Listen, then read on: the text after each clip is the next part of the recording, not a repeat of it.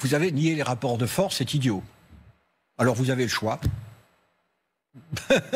C'était idiot de nier le rapport. Je suis vraiment désolé, moi, je me suis fait, mais vraiment pris à partie sur tous les plateaux de télévision, parce que depuis 2 ans, je dis, regardez les chiffres, l'Ukraine ne peut pas gagner. Nous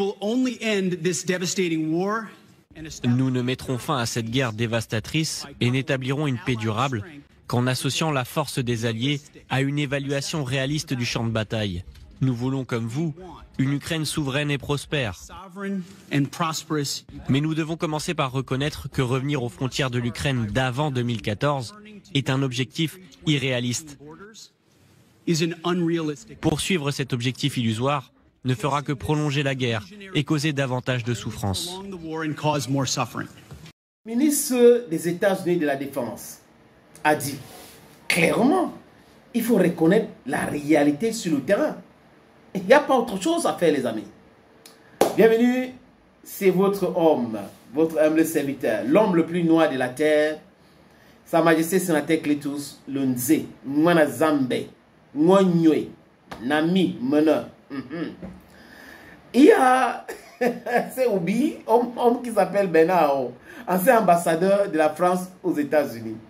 Dans un entretien, il dit ces 4 vérités à certains trolls européens qui traitent tout le monde ou toute personne qui essaye de juger avec clairvoyance, avec perspicacité ce qui se passe en Ukraine aujourd'hui. La défaite de l'Ukraine. Les amis, il y a une fuite. Hein? Et ça dit quoi?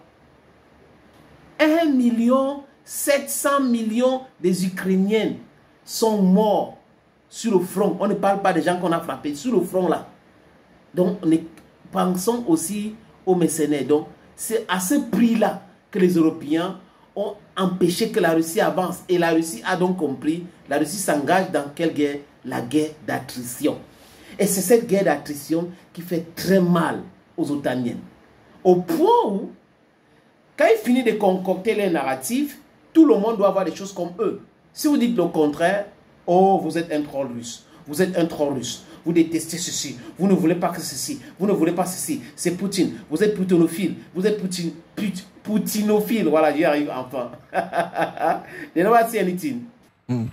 Vous avez nié les rapports de force, c'est idiot. Alors vous avez le choix. C'était idiot de nier le rapport. Je suis vraiment désolé, moi, je me suis fait, mais vraiment pris à partie sur tous les plateaux de télévision, parce que depuis 2 ans, je dis, regardez les chiffres, l'Ukraine ne peut pas gagner. Le chef d'état-major de l'armée américaine était d'accord avec moi, et les experts continuaient à me traiter de poutinolâtre. Mais non, c'est ça le problème, l'histoire. L'histoire, c'est, comme disait Napoléon, c'est celui qui a la meilleure artillerie qui l'emporte. C'est pas celui qui a le droit pour lui. C'est cruel et c'est comme ça. Et les Européens, la seule manière, ça aurait été aux Européens de se battre. Et les Européens, à l'évidence, n'allaient pas se battre aux côtés des Ukrainiens. Secrétaire à la Défense, Pete Hegseth, et en particulier pour lui, il n'est pas question de pouvoir revenir aux frontières de 2014. C'est, selon lui, dit-il, irréaliste pour l'Ukraine. Écoutez-le. Nous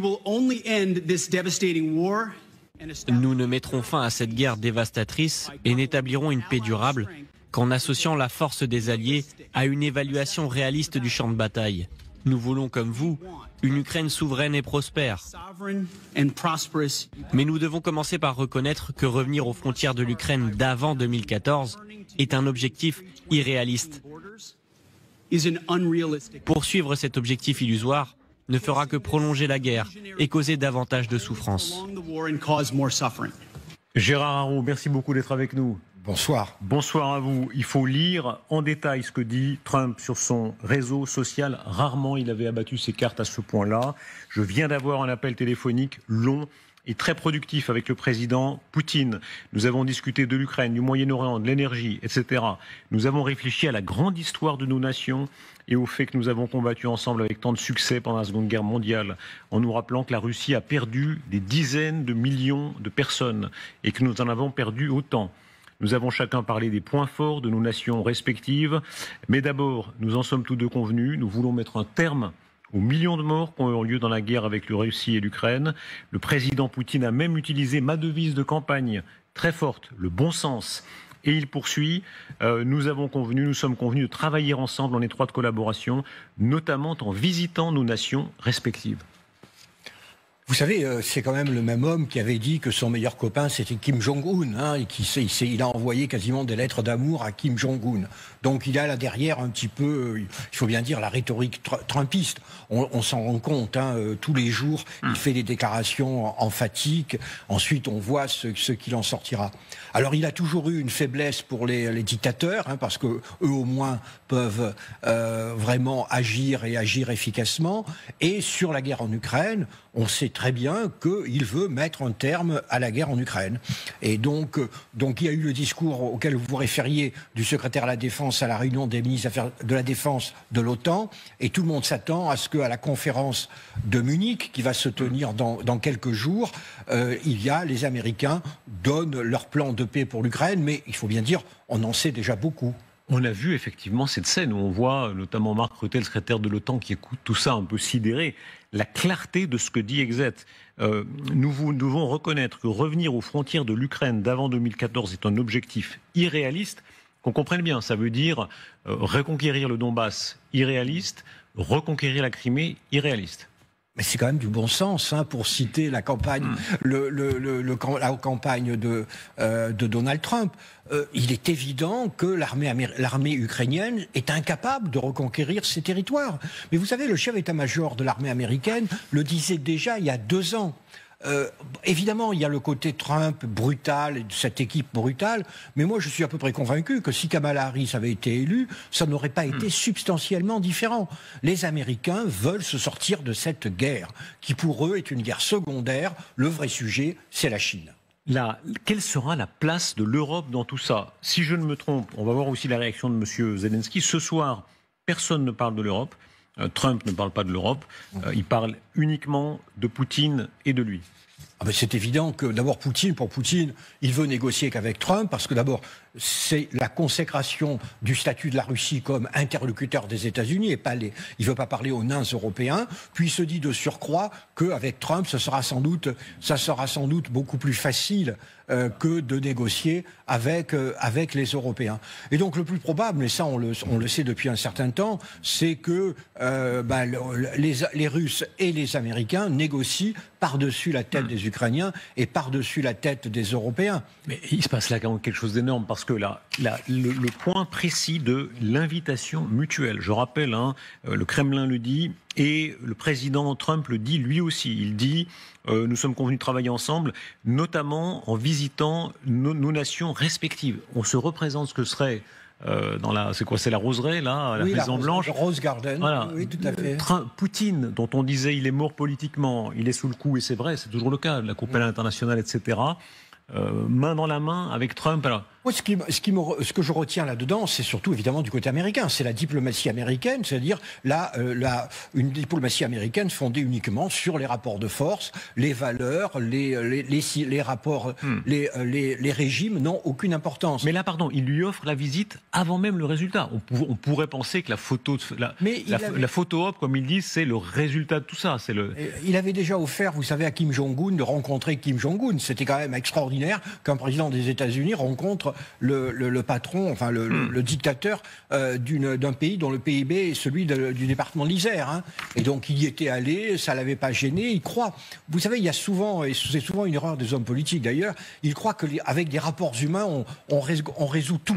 Et donc Trump, qui évidemment ne travaille pas ses dossiers, vous savez, un jour il allait rencontrer Xi Jinping. Donc je suis allé voir le Conseil national de sécurité américain, je lui ai dit, qu'est-ce que vous avez mis dans sa note d'entretien? Réponse, le président Trump n'a pas besoin de note d'entretien. Donc il arrive les mains dans les poches face à Xi Jinping, et ensuite on voit ce qui se passe. Avec Kim Jong-un, pas grand-chose s'est passé d'ailleurs. Mais là, il offre, et vous avez raison, le message c'est qu'il offre, finalement, il bénit Poutine. Il sort Poutine de l'enfer dans lequel les Européens voulaient l'enfermer, dans lequel il n'était pas enfermé. Il recevait le tiers-monde à Kazan, rappelez-vous, il y a peu de temps. On se dit que ça va désinhiber tous les autres. Les Allemands qui rêvent de racheter du gaz russe, dès lors que Poutine sera revenu à la Maison-Blanche, ils vont se précipiter. D'abord, ça désinhibe tous les prédateurs de la Terre. Hein. Tous les prédateurs de la Terre se disent, l'Américain va pas venir me dire je viole le droit international, ou s'il y a un coup d'État, l'Américain va pas me dire ah non, je ne vous parle plus parce que vous êtes une dictature. Donc il y a tout ce côté, toutes ces valeurs européennes qu'il faut bien dire étaient quand même déjà assez entamées, qui sont là vraiment sont emportées. Est-ce que les Européens sont prêts à prendre la relève ? Pour le moment, non, parce que pour les Européens, c'est leur monde qui s'effondre. C'est ce monde de 77 ans de paix, depuis la fin de la Seconde Guerre mondiale. C'est le monde, finalement, de la démocratie, la stabilité, la liberté. Tout ceci assuré en grande partie par les Américains. Les Américains rentrent chez eux. Et donc les Européens se retrouvent tout nus.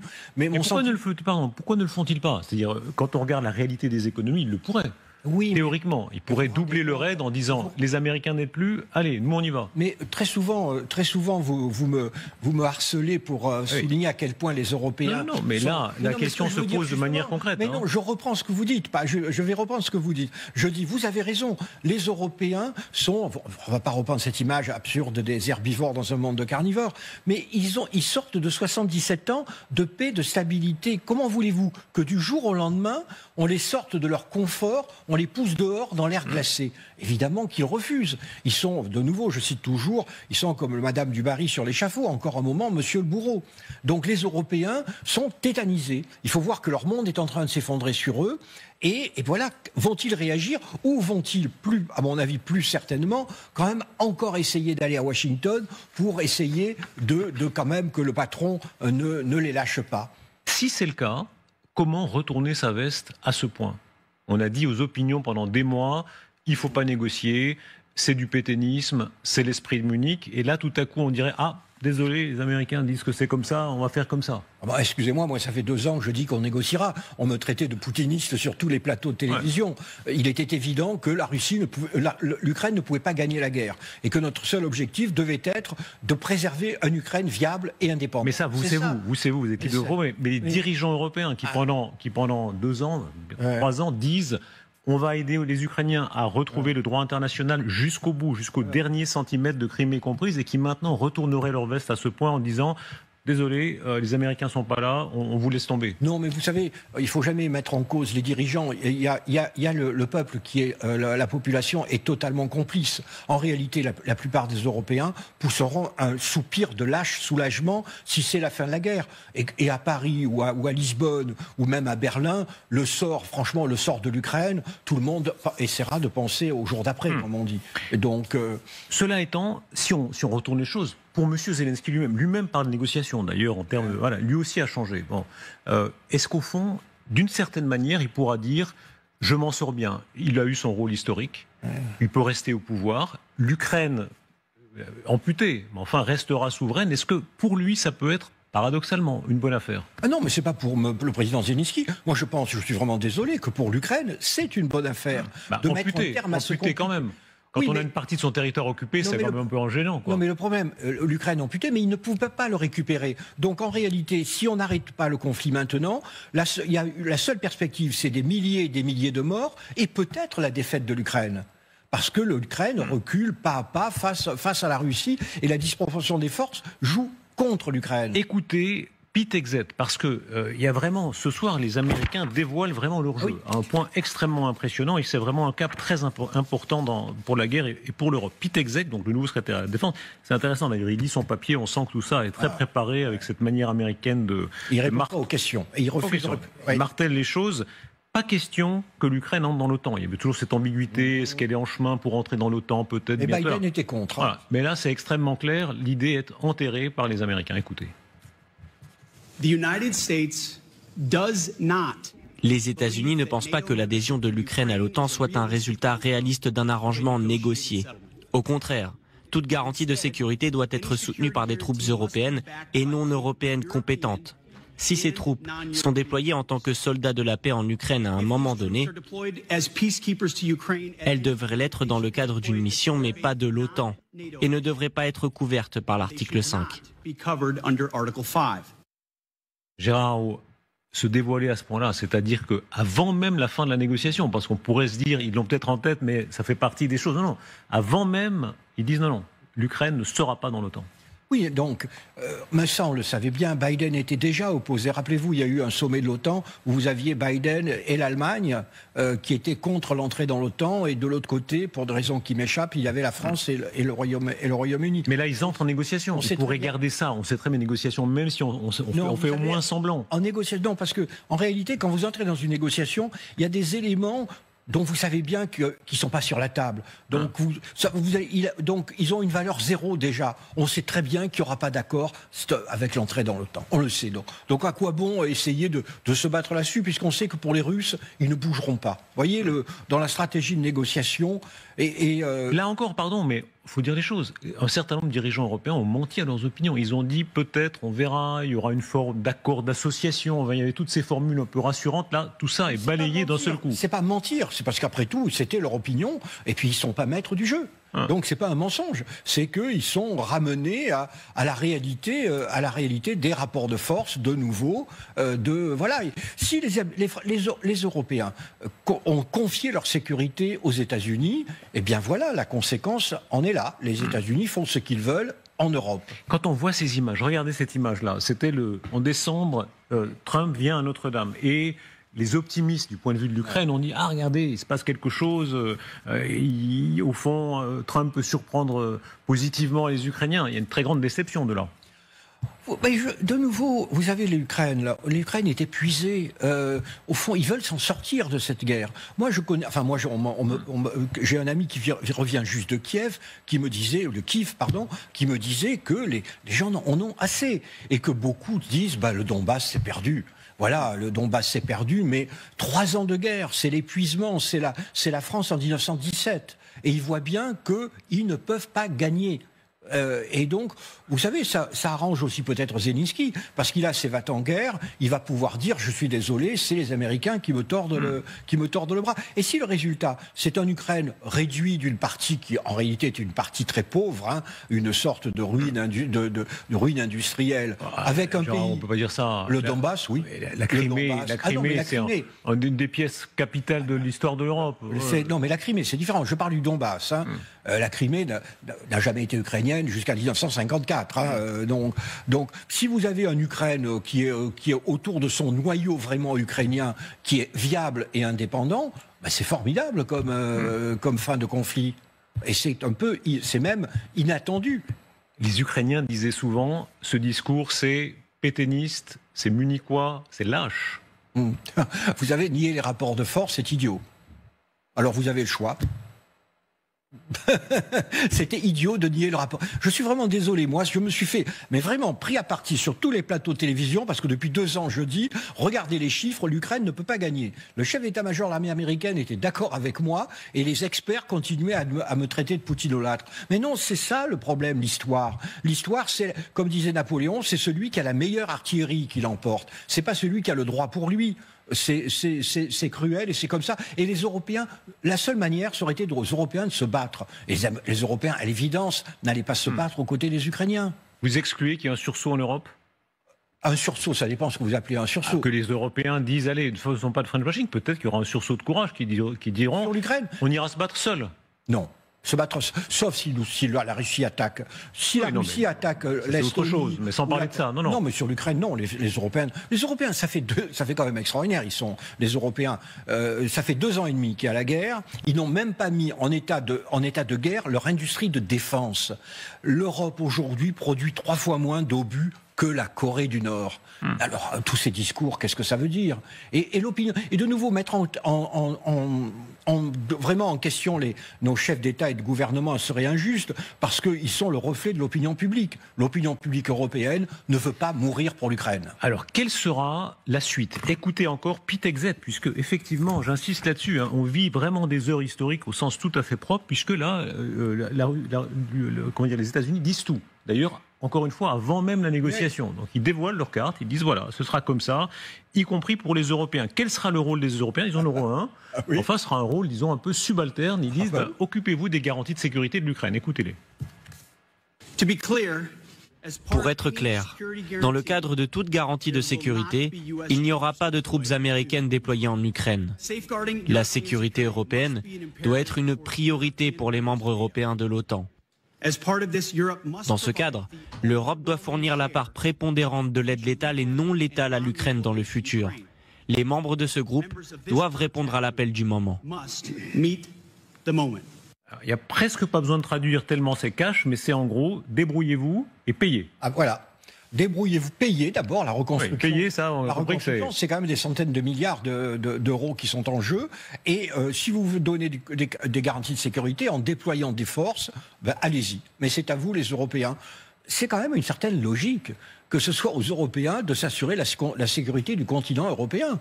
Cette attitude, alors évidemment, il ne le fait pas de manière très diplomatique, mais sur le fond, cette position américaine, je trouve qu'elle a une certaine justification. Quand on regarde les chiffres, la réalité des chiffres, on voit que les Européens, et vous avez raison de le rappeler, ont aidé de manière extrêmement considérable. Donc en réalité, ils ont dans beaucoup de domaines donné davantage que les Américains. Mais pas assez pour prendre le relais. Non, mais c'est surtout dans les termes militaires. C'est-à-dire l'Europe a fourni... il y a eu une sorte de partage des tâches quand même, où les Américains ont fourni beaucoup d'armement, et nous avons fourni une aide qui a permis à l'État ukrainien de survivre, hein. Ce qui est évidemment essentiel. Mais il reste le problème de l'armement.